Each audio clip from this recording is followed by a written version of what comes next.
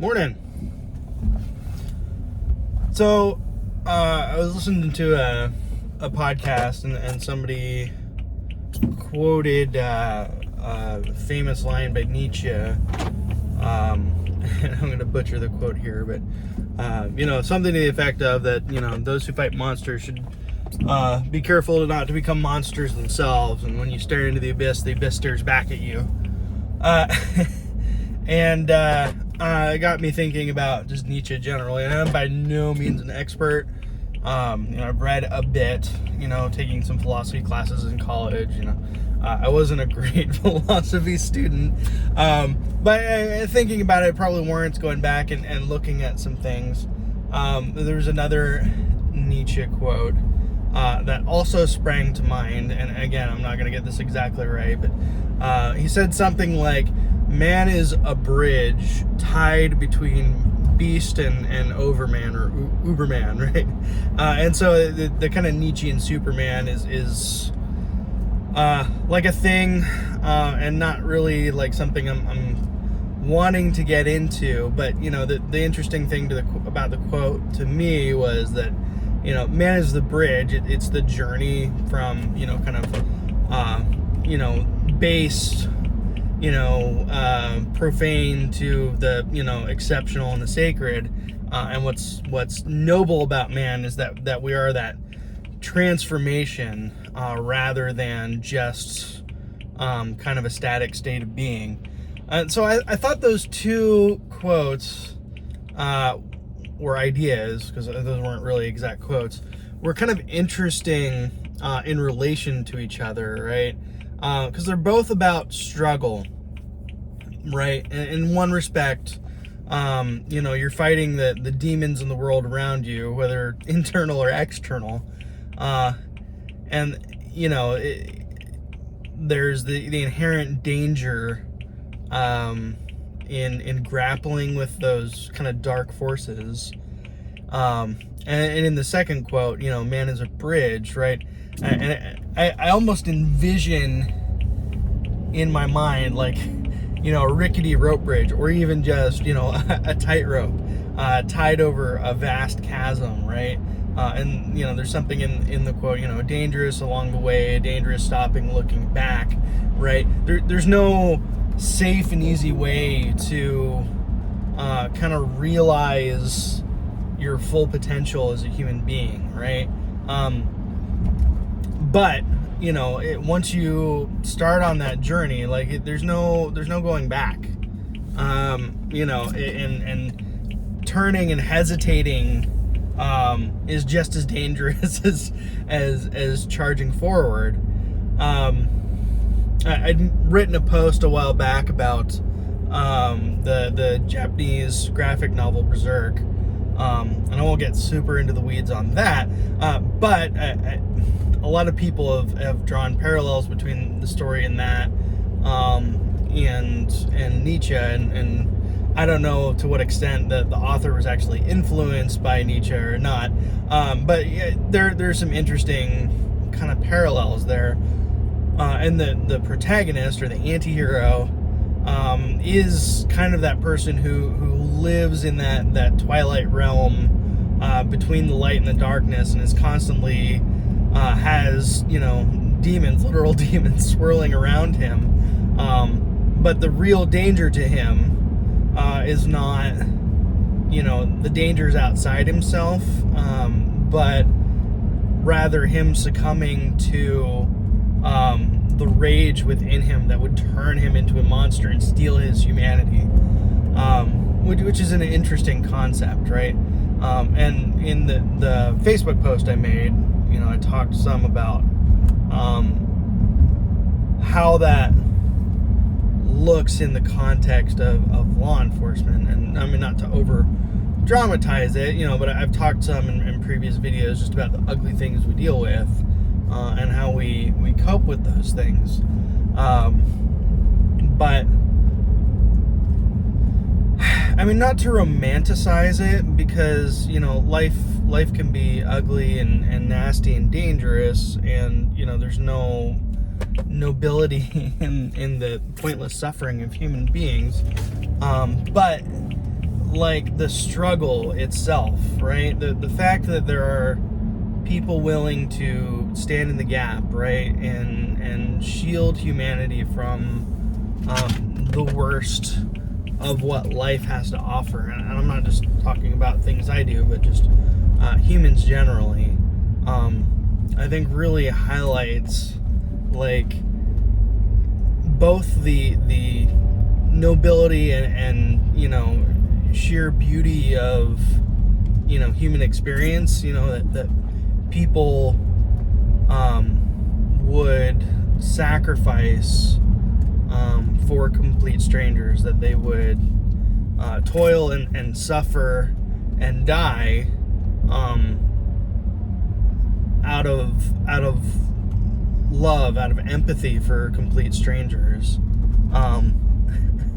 And then also just the banality of evil, and you know, just how like basic and coarse and disgusting human existence can be, how petty and how trivial and how just, you know, pointlessly cruel life can also be. And human beings like embody both of those things, you know. We're like our spirits, you know, soar among the stars, and our feet are firmly planted in the mud, or something like that. Like, we exist in both worlds, and all of us have that within ourselves, you know. I mean, and that notion goes back, like, you know, thousands of years, you know. I mean, and it permeates multiple cultures, you know. If you study world religions, you know, there you talk about, you know, Buddhism and the kind of pursuit of nirvana, right? Or Zoroastrianism was kind of that you know, duality, you know, the battle between, you know, light and darkness, or, you know, the kind of yin yang concept. Or, you know, in Western culture, you know, you've got the angel and the devil on your shoulder, and that constant battle within us. And like, it's a struggle, right? You look at yourself. You know, I talked a bit about Stoicism the other day. You do the meditation of the sage, right? You think on, you know, what the ideal version of yourself would look like, and what step could I take to make myself more that person a little bit every day. And you know, in some ways it's inspiring to think on that, and in other ways, you know, that ideal you seems so distant and so far beyond your capability, you know, to achieve. And, you know, it's like inspiring and depressing at the same time, right? Like, we all know largely the things we ought to do, right? Like, you think about physical fitness, for example, and like, in your mind, like, it's easy to imagine yourself, I'm gonna get up early every day, I'm gonna do this, I'm gonna do that, I'm gonna eat healthy, and when it comes down to it, right, it's so hard, and like, it should be so easy, right? Like, you know what you have to do, and we just don't do it, right? Jordan Peterson in 12 Rules for Life, one of the rules is, you know, treat yourself like somebody you're responsible for, right? And I thought that was an interesting way of looking at it, right? When I'm training somebody at work, you know, I hold them to a particular standard. I have expectations about how they're going to perform, you know, and how they're going to invest their time and energy into their chosen career, right? And, you know, those expectations that I place on them helps them succeed. You know, not always, but it sets a bar for them and gives them some idea of where they should be at and what they need to aspire to. And there's no reason we can't do that ourselves. But for some reason, it's just a lot harder to hold ourselves to the same standard or expectations we would so easily place on others. Which isn't to say that I don't do the things at work, for example, that I would expect a recruit to do. I try very diligently to, embody the kind of dedication and work ethic that I expect of others, and lead by example, although nobody's perfect. But it's not easy, right? And why is that? We kind of wrestle with these things in our mind all the time and make excuses for ourselves, and procrastinate and put things off till tomorrow. But why is it so hard, right? What is it that is within ourselves that allows us to hold ourselves back? Do you know what I mean? Like, where does that come from?